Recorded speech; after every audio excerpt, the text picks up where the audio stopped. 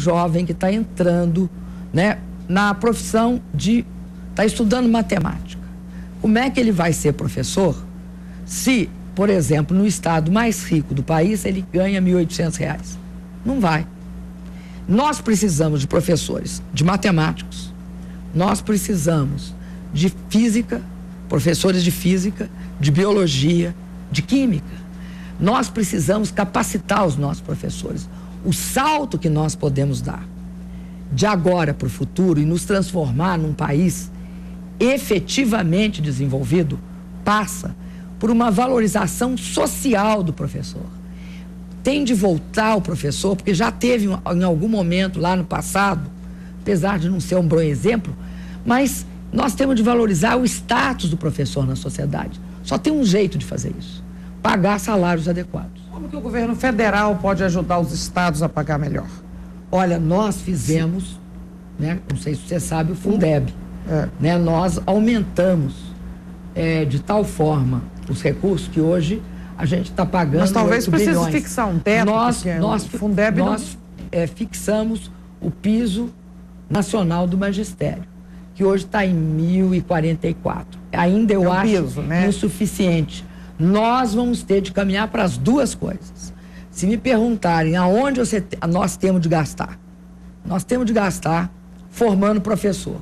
Aí, né, vale ampliação das faculdades públicas, porque também nós, professor, vamos ter clareza. Muitos deles não têm como pagar ensino superior, privado. Então, o ProUni facilitou isso ao dar bolsa, né? Eu acho que vai ter de ter financiamento para professor, para as pessoas também poder, né, financiar seu curso. Mas tem de fortalecer o ensino universitário federal. E eu acredito que tem de continuar isso que está fazendo no governo, que o governo Lula está fazendo. O Fundeb ajudou a universalizar, mas os estados não investiram isso em aumento do salarial de professores, né? Talvez... Não na proporção que nós temos de fazer, sabe, Tereza? E além disso, eu acho que nós temos de investir na formação. Você não faz educação de qualidade só com laboratório, só com prédios melhores. Você só faz de um jeito, valorizando o professor.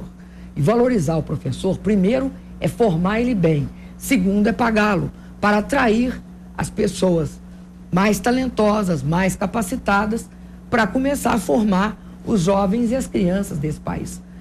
Eu acho que nós fizemos um esforço grande ao voltar a investir em universidades públicas federais. E mais, a interiorizá-las. Por quê? Você não pode ter o aluno que não tem grandes recursos mudando de uma cidade para outra para estudar.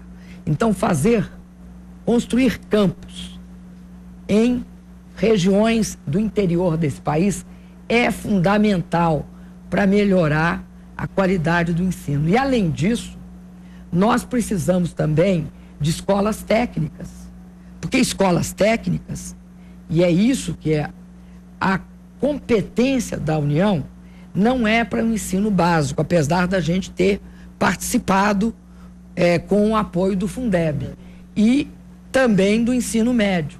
Ministro, nós temos menos competência nessa área, mais competência de escolas técnicas e universidades. Ministra, só para mudar um pouco o rumo da prosa. Competência que eu falo é atribuição constitucional, apesar da gente jamais ter recusado colocar o nosso dinheiro a serviço da melhoria da educação. Só para mudar um pouco o rumo da prosa, que é a primeira campanha eleitoral que a senhora participa como candidata. É verdade. E na campanha, às vezes, a discussão mais emocionante não é essa sobre saúde, sobre criação de escolas, é sobre outros assuntos.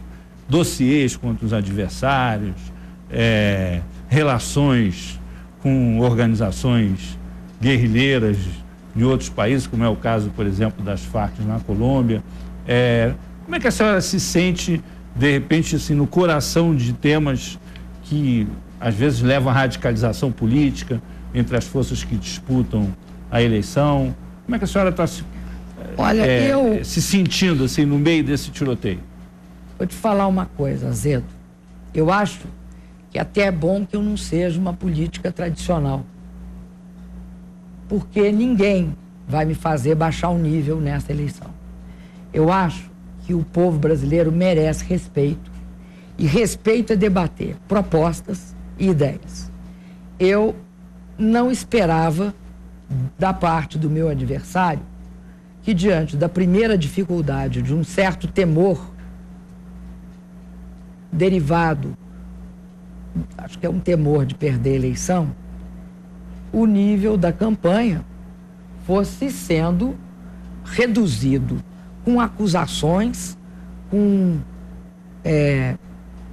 sem prova, com uma espécie de tiroteio verbal que eu não acho correto, e não vou entrar nesse nível.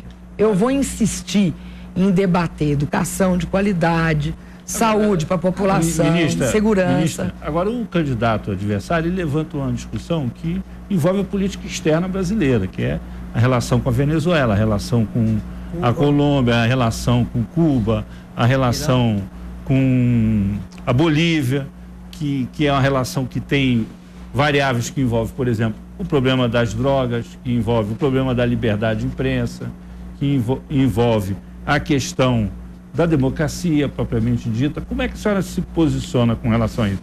Qual é o limite da política externa brasileira nessas relações, do seu ponto de vista? Olha, primeiro eu acho que política externa e representação institucional é bem diferente de posições pessoais e briga eleitoral.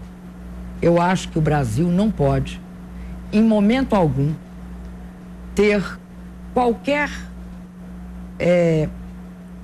e ver qualquer um dos seus líderes ter tentação de fazer campanha eleitoral falando de outros países. Acho que é uma questão para você ter a representação do seu governo, do seu país. Não se usa qualificativos em relação a outros governos, a não ser que se queira um isolamento ou uma política de grande potência ultrapassada da década de 50, tipo Big Stick, né? Ou seja, é a capacidade do porrete. Como nós não estamos nessa época, eu acho oportuno que, em relação à política externa, a gente tenha extremo cuidado quando nos posicionarmos sobre outros países. A relação externa de um país nada tem a ver com o que você pessoalmente acha sobre isso ou aquilo. Tem de a ver com o fato de que o Brasil é hoje, aqui na América Latina, o maior país da região, o maior crescimento, o maior potencial de desenvolvimento, e tem de construir aqui nesta região, com os líderes que surgirem nessa região, com as características de cada país, tem de construir um ambiente de paz e não de atrito. Obviamente, nós achamos que, pelo exemplo e pela forma como nós fazemos a nossa política interna, esse é o maior exemplo. Qual é esse exemplo? Nós respeitamos a liberdade de imprensa, nós adotamos a liberdade de imprensa. Nós somos um país hoje, eu pessoalmente, sou contra qualquer preso político por conta de opinião, por crime de opinião. Sou contra preso político em quaisquer circunstâncias. Não acho que é função de um dirigente de um país se posicionar sobre a política interna de outro, a não ser que ele queira construir um ambiente altamente instável na região. É diferente. Eu acho que a gente tem de entender a trajetória e a história, né? E a história política dos países. Desse ponto de vista, como é que fica a posição do Brasil em relação, por exemplo, à questão lá de El Salvador? El Salvador foi um golpe de Estado. Sim, mas depois houve uma eleição, tem um presidente eleito. No caso do golpe de Estado, nós não temos, nós não vacilamos em relação ao golpe de Estado, tentativa Salvador, não, violenta. Honduras. Perdão, Honduras. Eu entendi troquei, que era Honduras. Honduras. Até porque o Salvador é do meu amigo Fume.